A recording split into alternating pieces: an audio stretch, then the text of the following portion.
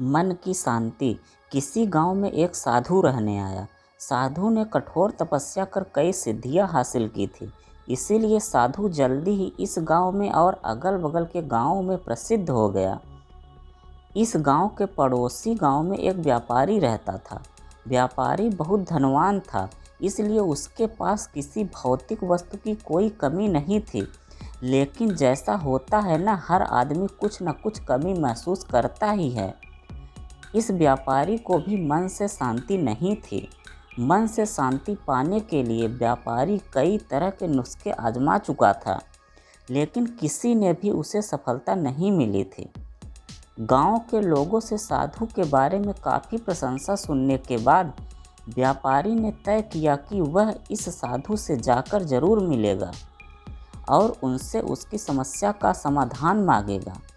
हो सकता है अपनी सिद्धियों के बल पर वह उसे मन में शांति लाने में मदद करें।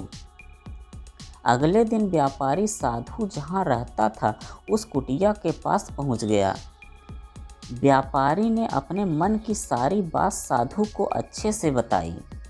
साधु ने उसकी बात सुनने के बाद व्यापारी से कहा कि तुम्हें कुछ दिनों तक मैं जैसा कहूँ वैसा करना पड़ेगा और यहीं पर रहना पड़ेगा।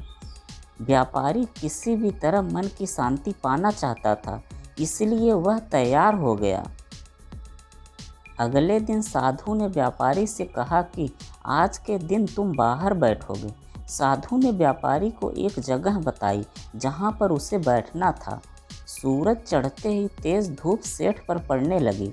सेठ ये देखकर हैरान था कि साधु खुद कुटिया के अंदर छाया में बैठा है और उसे धूप में बिठा कर रखा है। व्यापारी को काफ़ी गुस्सा आया, लेकिन वह किसी तरह अपने गुस्से को पी गया। अगले दिन साधु ने व्यापारी को फिर से उसी जगह बिठाया और इस दिन उसे खाना नहीं मिलेगा यह भी बताया। व्यापारी को समझ में नहीं आ रहा था कि ऐसा वो क्यों कर रहा है। साधु दोपहर को भूखे व्यापारी को सामने बैठकर ही अच्छा खाना खाने लगा। जैसे तैसे व्यापारी ने पूरा दिन तो बिता दिया, लेकिन भूख और गुस्से के मारे व्यापारी को पूरी रात नींद नहीं आई। वह पूरी रात यह सोचता रहा कि आखिर साधु उसके साथ ऐसा व्यवहार क्यों कर रहा है। उसे लगा कि साधु उसकी समस्या का हल बताना ही नहीं चाहता, इसलिए ऐसा कर रहा होगा। इसलिए सुबह उठते ही उसने अपना सामान लिया और वहां से जाने की तैयारी करने लगा। व्यापारी को जाता हुआ देखकर साधु ने उसे रोका और अपने पास बुलाया। साधु ने पूछा कि वह क्यों वापस जा रहा है। व्यापारी ने कहा कि वह जो पाने के लिए यहाँ आया था वह उसे मिला ही नहीं, इसलिए उसका यहाँ पर रहना व्यर्थ है। साधु ने उसे कहा कि मैंने तुम्हें बहुत कुछ दिया, लेकिन तुमने कुछ लिया ही नहीं। व्यापारी को कुछ समझ में नहीं आया। वह बोला, आपने तो मुझे कुछ भी नहीं दिया।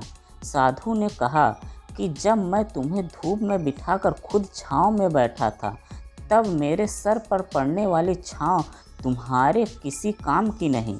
यह तुम्हें समझ जाना चाहिए था। तुम नहीं समझे।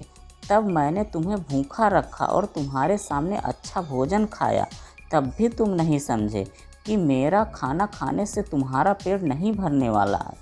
यही बात को आगे बढ़ाते हुए मैं तुम्हें बताता हूँ कि मेरी सिद्धियों से तुम्हें मन की शांति नहीं मिलने वाली।